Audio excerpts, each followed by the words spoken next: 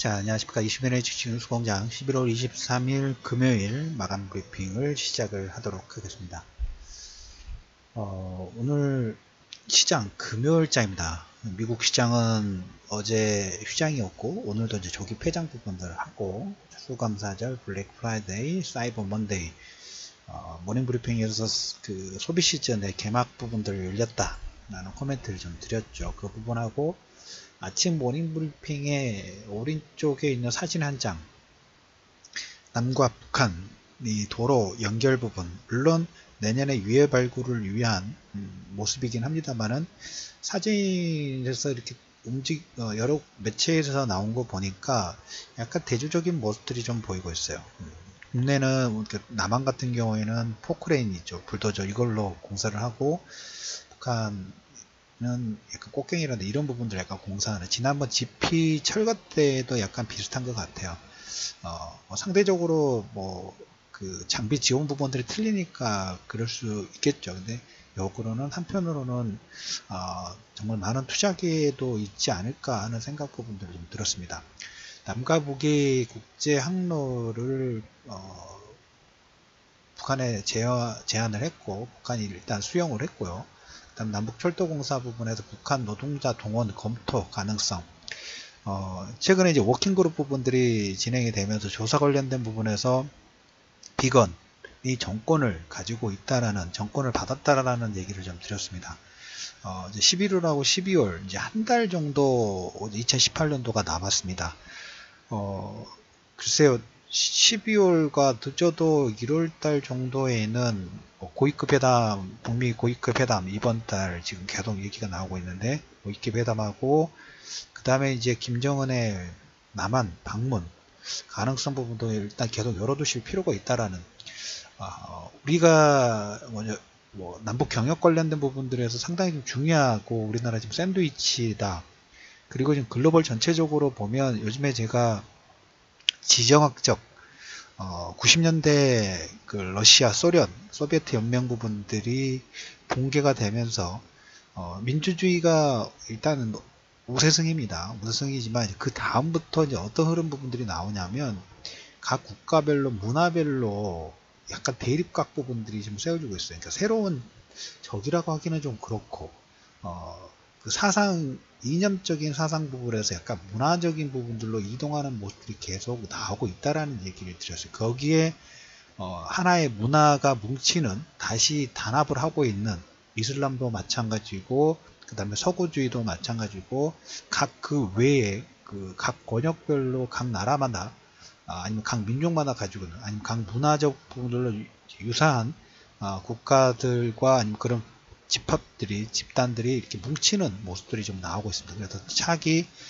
다음 글로벌 정세 부분에서 중요한 문화의 어떤 그 집단화라고 할까요? 이런 부분들이 좀 진행이 되고 있어요. 우리나라도 북한과 남한도 이념적인 부분에서는 다른 부분이지만 1차 세계대전과 2차 세계대전 이후에 인위적으로 갈라졌던 이념들이죠. 그게 글로벌 전체적으로 90년대 이후부터 90년대 소비에트 연맹 부분들이 붕괴가 되면서, 분할이 되면서 이 여파가 하루아침에 딱 바뀌는 게 아니라, 우리가 큰 파도가 오면 주변의 파동 자체가 천천히 전달이 되죠. 그런 식으로 지금 바뀌고 있기 때문에 남과 북한에도 이 기회가 상당히 중요한 기회고, 기회를 잡아야 된다는 얘기를 드렸죠.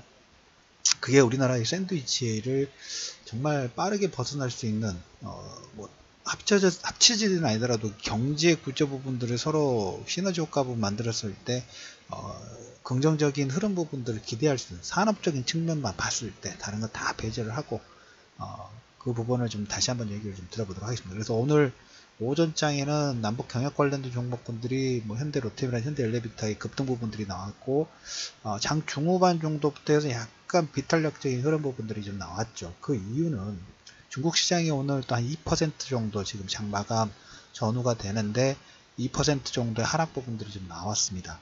이제 한 일주일 가까운 주말 끼고 그러면 일주일 전후가 남다 보니까 그냥 작은 내용이 나옵니까? 선물 없이 동시 만기하고 똑같아요. 거의 비슷하게.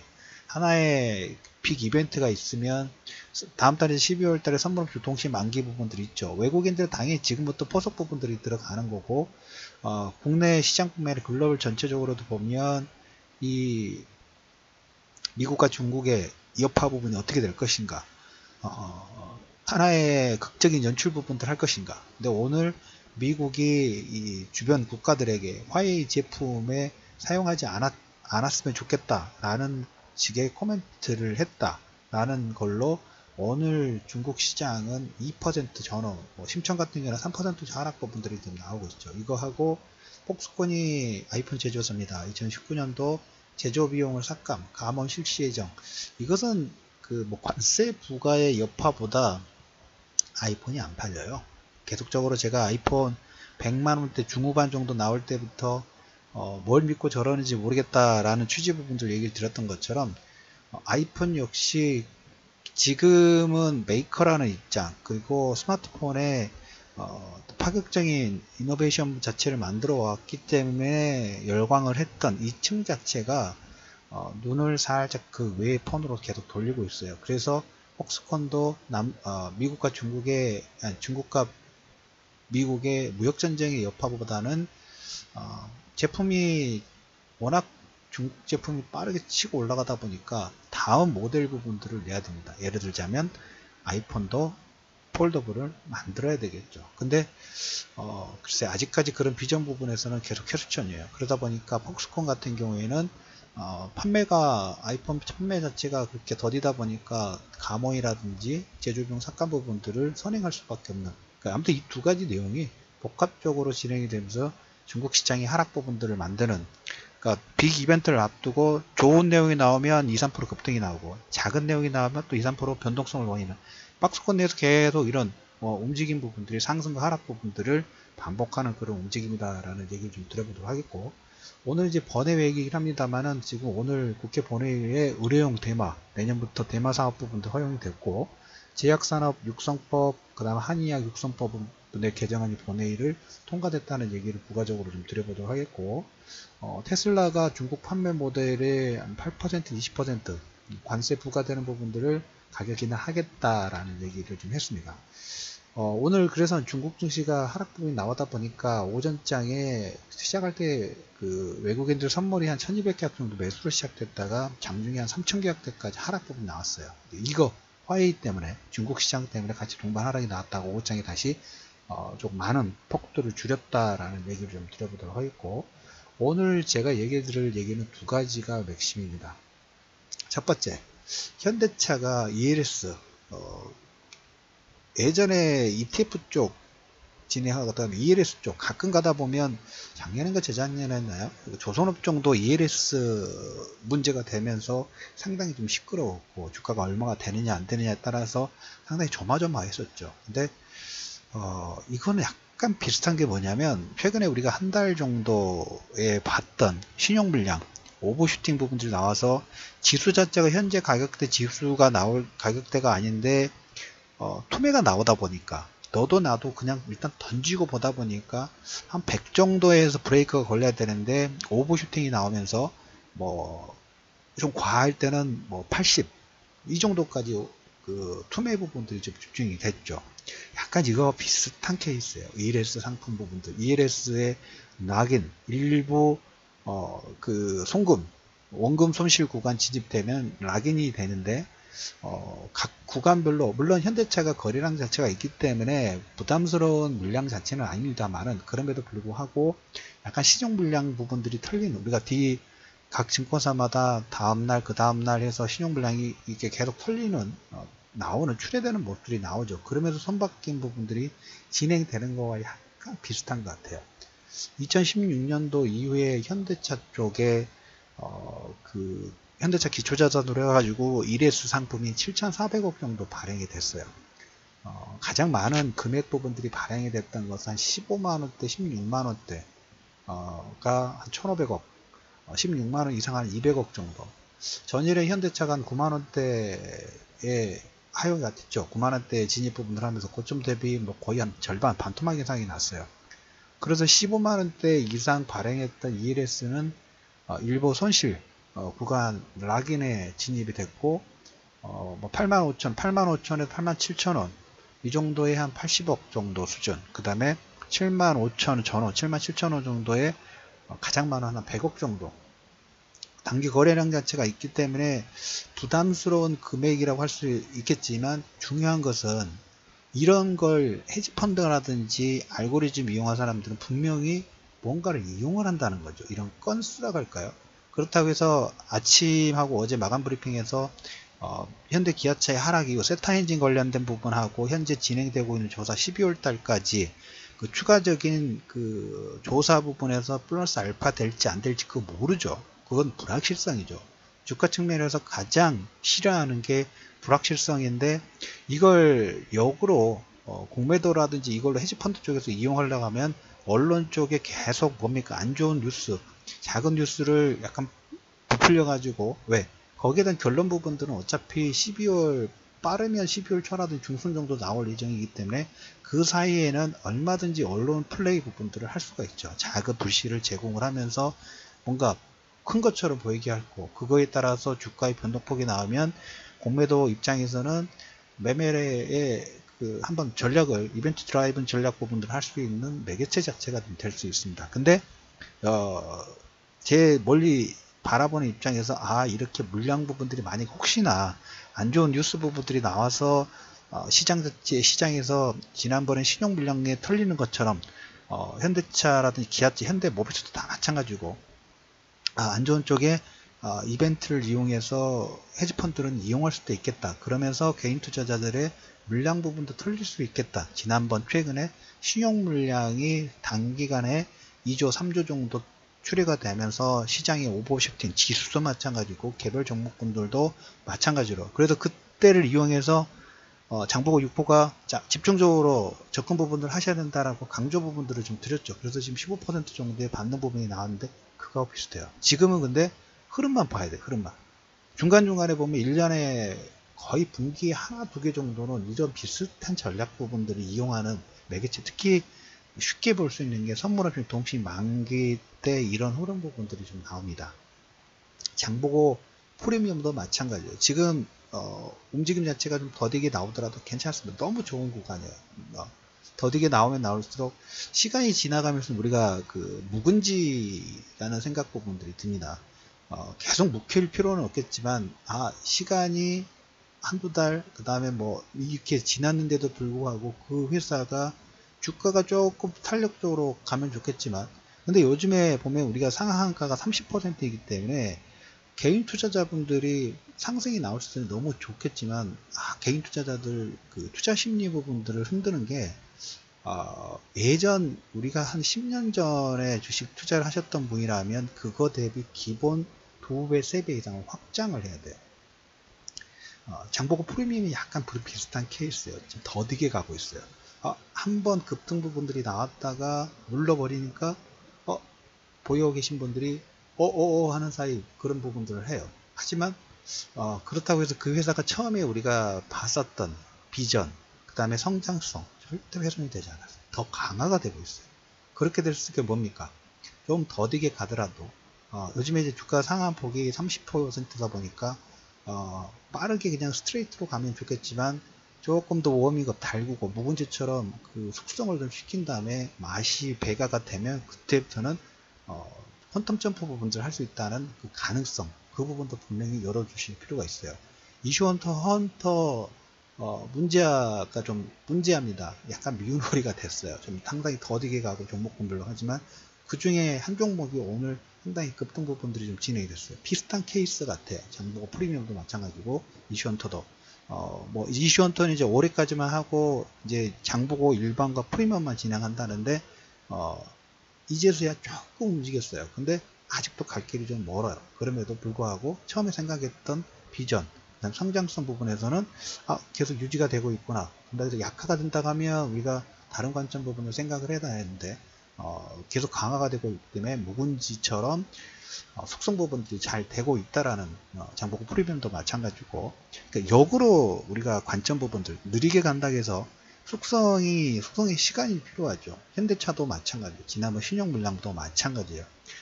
빠지지 말아야 될 가격이 100이라는 가격대가 있는데 워낙 이제 투자자들의 심리가 그 상황에 어떤 상황에 따라서 약간 뭡니까 쏠림 현상 부분들이 나오죠. 그래서 100원에서 브레이크가 걸려야 되는데 80, 70까지가 순간적으로 찍고 올 수가 있어요. 그때 장보고 6호가 이번에 딱 접근 포인트가 나왔죠.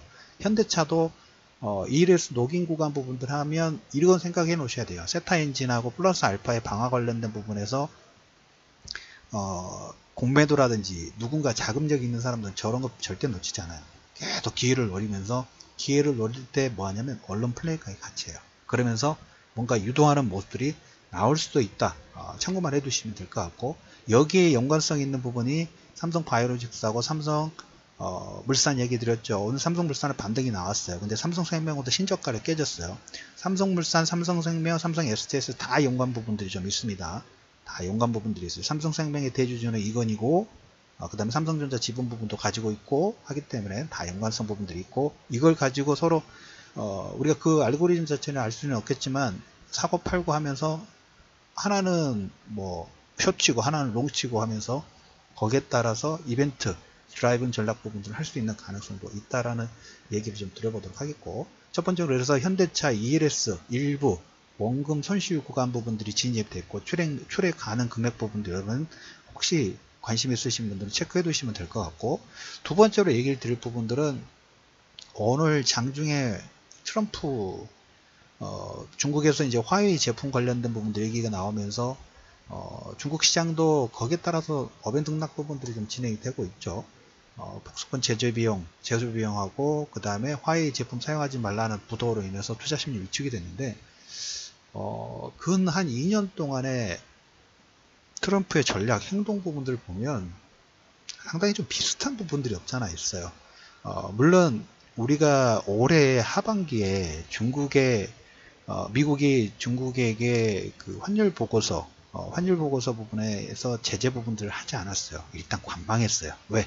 카드로 남겨둔 거예요. 그 카드는 언제든지 쓸 수 있기 때문에 슈퍼 301조 부분도 언제든지 쓸 수 있기 때문에 물론 여기에서 이렇게 해볼 수 있죠. 차기 2020년도 대권 부분들에 진입되면서 중국이란 카드는 언제든지 쓸 수 있는 카드예요. 자기 입맛에 따라서 분위기를 선도하고 뭔가 내부의 결집 부분들을 하기 위해서 이 카드를 언제든지 쓸 수 있고 지금 뭐 임시 봉합 부분들 수준을 하면서 다른 쪽 내치 쪽에 집중할 수 있는 가능성 자체가 있죠. 근데 한 2년 동안의 흐름 부분들을 보면 약간의 패턴화가 진행되는데 6월 초 우리 북한의 언론 플레이 할 때 뭐 내일 불바다 만들겠다 했던 거 여러분 기억나시죠? 그걸 잊어버리시면 안 돼요.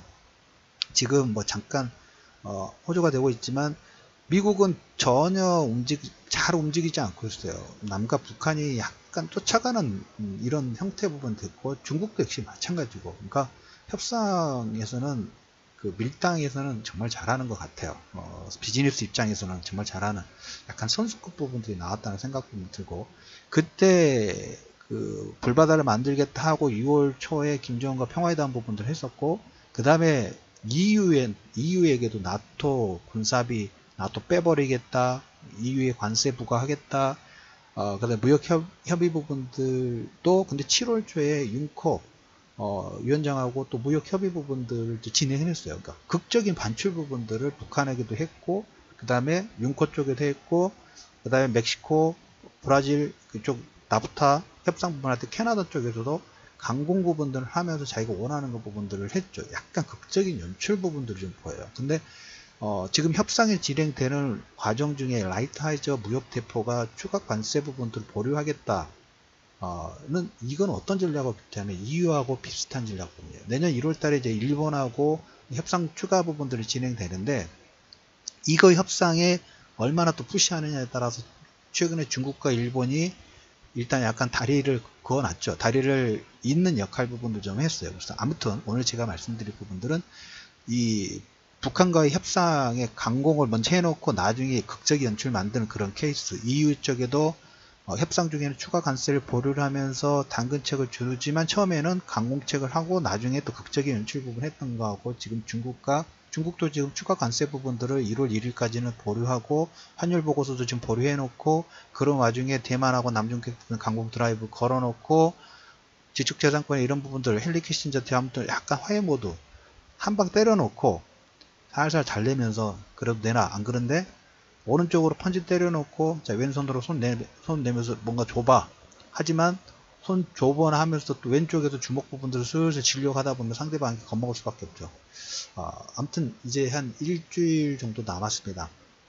그러면서 북한하고 그 다음에 EU하고 극적인 합의 부분을 했던 게 최근 한 2년, 1년 동안의 트럼프의 협상 전략의 어떤 대표적인 모습들이 좀 나오고 있어요. 이런 모습도 우리가 한번 과거에 이런 케이스들이 있었다라는 부분도 지수 자체는 뭐 우리나라 시장뿐만 아니라 글로벌 시장 전체적으로 다 여기에 연동돼서 움직이고 있다고 말씀을 좀 드렸어요. 그 부분 같이 한번 생각해 보실 필요가 있다라는 얘기 드렸고 이제 뭐 12월 달이 이제 다음 주 후반, 그 다음 주 금요일까지 11월 달인데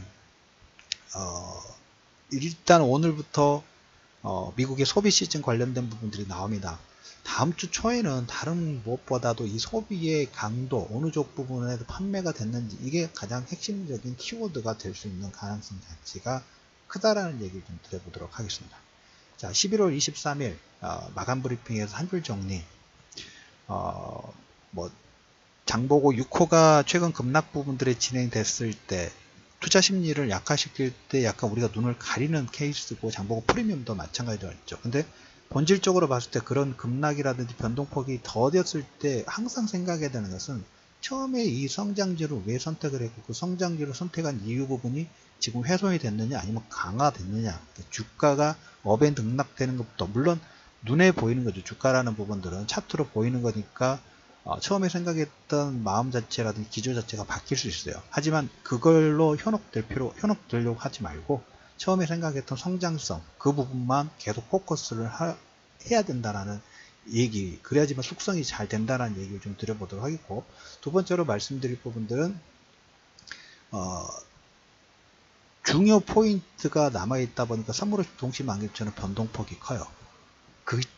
어떻게 보면 시간상으로 그럴 타이밍이에요. 그렇게 움직일 수밖에 없는 그런 시간대. 선물없이 동시만기다 보면 보통 한 일주일 전후에 일주일에 한 10일 정도에서 이렇게 주가의 변동폭이 어떤 이벤트에 따라서 상승 하락 부분들이 진행되는데 그런 흐름 부분들이 지금 유지가 되고 있다. 오늘 상해종합지수의 변동폭도 그런 측면에서 나왔고 조금 전에 말씀드렸던 것처럼 트럼프의 협상 전략 부분들이 1, 2년 동안 어떻게 진행되었는가, 북한의 케이스와 유럽의 케이스는 극적인 연출을 하기 위한 약간 페인트 모션의 행동 부분들을 해왔다는 얘기를 들으면서 11월 23일 20일에 주신 뉴스공장 마감 브리핑을 마무리하도록 하겠고요. 이쪽 그 텔레그램의 카카오톡에 장보고 쪽 문의 주신 분들이 계속 있으신데 그 1대1 문의 부분들의 그 공지에 올려드렸으니까 궁금하신 분들은 그쪽에 들어오셔서 문의 주시면 좋겠다라는 얘기를 드리면서 마감 브리핑을 마무리하도록 하겠습니다.